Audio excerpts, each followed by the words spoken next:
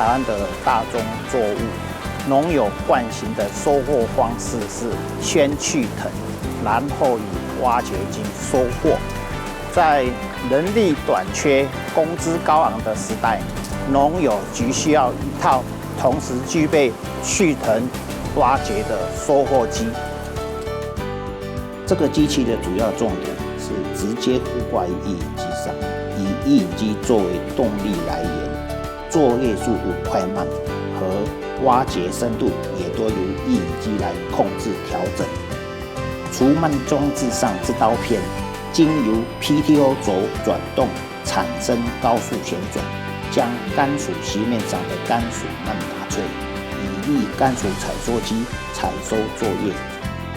整体机组由 PTO 传动轴、L 型传动机构、电轮组、3点连接点、前插杆、切刀、离板和可调高低支撑轮所组成。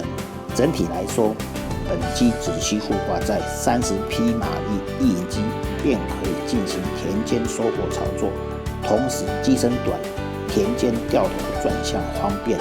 目前经过测试可以得知，利用本机作业的效率为每小时可收获0.2公顷，比人工收获快60到80倍。机械收获0.1公顷成本400元，人工需6000元，每0.1公顷可以节省5600元。现在要跟大家报告的好消息，本机器在2018年5月份完成技转。任何有兴趣的民众都可以在市面上看得到这一台机器。农业改良看台湾，我们在桃园区农业改良场为你提供服务。有任何问题，请记得跟我们联络哦。